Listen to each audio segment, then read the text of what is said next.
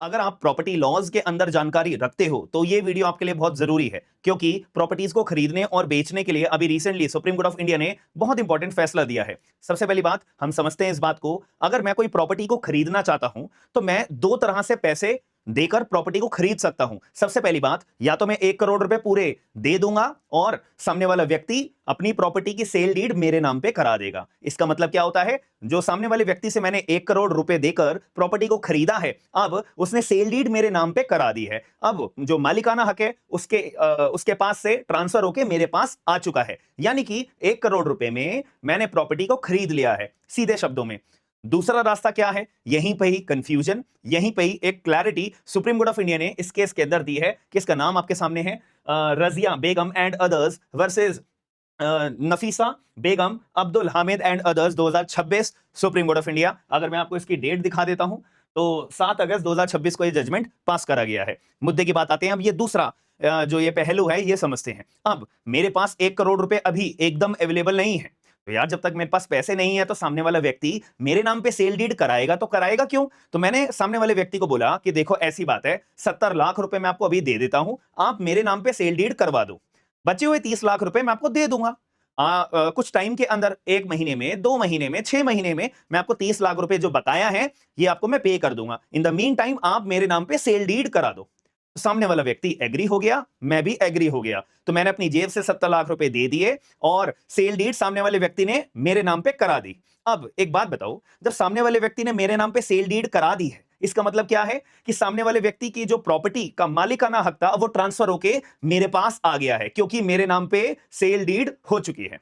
अब सारे का सारा गेम कहां पे अटक जाएगा, मेरे को 30 लाख रुपए जो सामने वाले व्यक्ति को देने हैं, यहां पे बात अटक जाएगी। अब सामने वाले व्यक्ति ने मुझे फोन करा कि भाई साहब आपके 30 लाख रुपए जो बकाया है वो दे दीजिए। मैंने बोला मैं पैसे 30 लाख रुपए जो बकाया है वो नहीं दूंगा, आपको जो करना है वो कर लीजिए। अब सामने वाला व्यक्ति मेरे खिलाफ क्या क्या कर सकता है, इस केस के मुताबिक मैं इस केस का ही एग्जांपल लेते हुए सारी कहानी आपको समझा दूंगा ताकि आपको कंफ्यूजन ना रहे। तो सामने वाले व्यक्ति ने कोर्ट में केस दायर करा कि जज साहब, जो आयुष के नाम पे मैंने सेल डीड ट्रांसफर करी है, पहले तो वो सेल डीड को वॉइड डिक्लेयर कराया जाए, सेल डीड को कैंसिल करा जाए, मेरे नाम पे ही वापसी प्रॉपर्टी कर दी जाए और इंजंक्शन, परमानेंट इंजंक्शन ग्रांट कर दिया जाए कि आज के बाद आयुष जो है पर्टिकुलर जो प्रॉपर्टी का सेल डीड हुई है उसमें कभी एंट्री ना कर पाए, उसका कोई मालिकाना हक ना बन पाए। ये सारी मांगे ट्रायल कोर्ट से सामने वाले व्यक्ति ने, जिससे मैंने प्रॉपर्टी खरीदी है, उसने सूट फाइल करके मेरे खिलाफ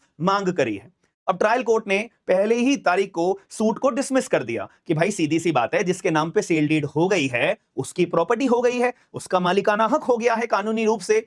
अब आप किसी व्यक्ति के मालिकाना हक को छीन थोड़ी ना सकते हो जो सेल डीड से बनाया जा चुका है। ठीक है, अब मामला गया फर्स्ट एपेलेट अथॉरिटी के पास, अपील फाइल करी गई है सामने वाले व्यक्ति के द्वारा। अब एपेलेट कोर्ट ने भी यही बात बोली कि जब एक बारी सेल डीड बन चुकी है तो उससे आप सेल डीड छीन थोड़ी ना सकते हो, हम ऐसे ही सेल डीड को वॉइड डिक्लेयर थोड़ी ना कर देंगे, कैंसिल थोड़ी ना कर देंगे, सामने वाले व्यक्ति का मालिकाना हक थोड़ी ना छीन कर आपको वापसी दे देंगे। तो आपका जो ये केस है, जो आपकी अपील है, ये खारिज करी जाती है। इतनी सी बात यहां पे भी हो जाती है। अब मामला जाता है हाई कोर्ट के पास में। हाई कोर्ट ने क्या किया, हाई कोर्ट ने गलती कर दी। हाई कोर्ट ने क्या किया, ट्रायल कोर्ट के और फर्स्ट एपेलेट अथॉरिटी वाले जजमेंट्स को रिवर्स कर दिया। हाई कोर्ट ने बोला नहीं नहीं, चलो जी, सेल डीड जो आयुष के नाम पर है ना, इसको कैंसिल करो, इसको वॉइड करो, मालिकाना हक सामने वाले व्यक्ति को दे दो, एज वेल एज इंजंक्शन भी ग्रांट कर दो। अब मेरे को गुस्सा आएगा या मैं परेशान होऊंगा किस बात को लेके कि यार 70 लाख रुपए एक तो मैंने दिए, सेल डीड मेरे नाम पे ट्रांसफर हो गई है, मैंने केवल 30 लाख रुपए ही तो नहीं दिए है ना भाई, उसके पीछे पड़ो ना, 30 लाख रुपए के लेके सेल डीड के पीछे क्यों पड़े हुए हो। तो हाई कोर्ट ने मेरी बात ना सुनते हुए सामने वाले व्यक्ति के नाम पे फेवर में जजमेंट दे दिया। अब मैं चला गया सुप्रीम कोर्ट ऑफ इंडिया के पास। मामला सुप्रीम कोर्ट ऑफ इंडिया के पास आया। सुप्रीम कोर्ट ने क्लियर एक ही शब्द में बात बोली है कि देखो, सेल डीड आयुष के नाम पर हुई है, लीगली हुई है, पार्ट पेमेंट करके हुई है, और जो सेल डीड है वो भी अपने आप में वैलिड है। तो सेल डीड का हम कुछ भी नहीं कर सकते हैं। आयुष के नाम पे जो प्रॉपर्टी हो चुकी है वो वैलिड है, सेल डीड कैंसिल बिल्कुल भी नहीं हो सकती है, सिर्फ इसलिए कि जो पार्ट पेमेंट पे करनी थी वो पार्ट पेमेंट नहीं हुई है, सिर्फ इस वजह से सेल डीड कैंसिल कभी नहीं होगी।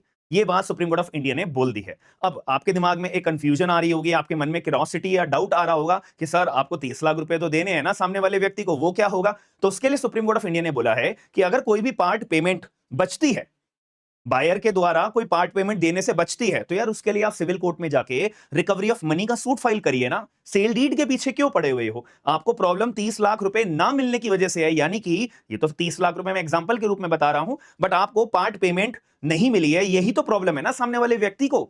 तो इसीलिए आपको सिविल सूट फाइल करना चाहिए रिकवरी ऑफ मनी का। तो रिकवरी ऑफ मनी का for the balance payment of amount का सूट फाइल करिए। सेल डीड आयुष के नाम पे जो करी गई है वो वैलिड रहेगी, वैलिड रहेगी। Sale deed cannot be declared as void और cannot be cancelled merely because of non payment of part money। ये बात को ध्यान रखिएगा, ये लाइन को ध्यान रखिएगा। एज पर the transfer of property act के तहत, ट्रांसफर ऑफ प्रॉपर्टी एक्ट के तहत ही हम जो है सेल डीड ट्रांसफर करते हैं, बनाते हैं और अपना इमूवेबल प्रॉपर्टी का right by way of sale transfer किया जाता है। तो उसके तहत अगर कोई भी ट्रांसफर किया गया है तो उसको वॉइड या कैंसिल नहीं डिक्लेयर करा जाएगा। सिर्फ और सिर्फ आपको रिकवरी ऑफ मनी का सिविल सूट फाइल करके अपनी पार्ट पेमेंट रिकवर कर सकते हो। आपका क्या मानना था एक बारी कमेंट बॉक्स के अंदर जरूर बताइएगा। ये वाले जो डिस्प्यूट्स है ना, आधे से ज्यादा हमें आज के टाइम के दौर पे देखने को मिलते हैं, क्योंकि हमारा जो टीपी है ना, ट्रांसफर ऑफ प्रॉपर्टी एक्ट 1882, वो भी एक सिंपल सी बात कहता है कि अगर जब आप प्रॉपर्टी खरीद रहे हो, सेल कर रहे हो, तो उस केस के अंदर दो बातें होती हैं, हालांकि तीन बातें होती हैं। या तो पैसे पूरे दो, पेड पेड करके, पैसा पूरा पे करके आपने अपने नाम पे सेल डीड कराई हो, या आपने प्रॉमिस करा हो कि भाई अभी मेरे नाम पे सेल डीड करा दो, मैं प्रॉमिस करता हूं आपको पैसे दे दूंगा। या तीसरी बात, आधा प्रॉमिस आधा पेमेंट। तो जैसे मैंने किया था,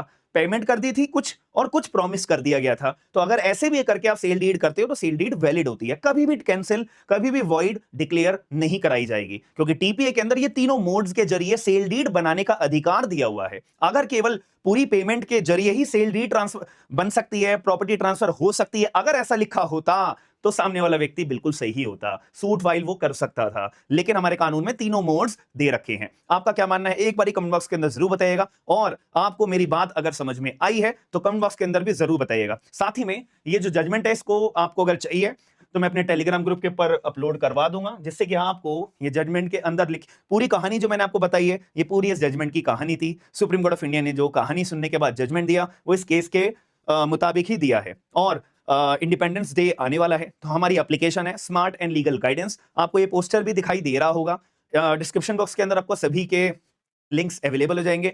Android users, iPhone users, website user, कहीं पर भी आप हमारी एप्लीकेशन डाउनलोड कर सकते हो। सारे के सारे कोर्सेज आपको देखने को मिल जाएंगे। 62% ऑफ यहाँ पे लगा हुआ है। AIB 22 का बैच अगर ज्वाइन करना चाहते हो, मोस्ट वेलकम।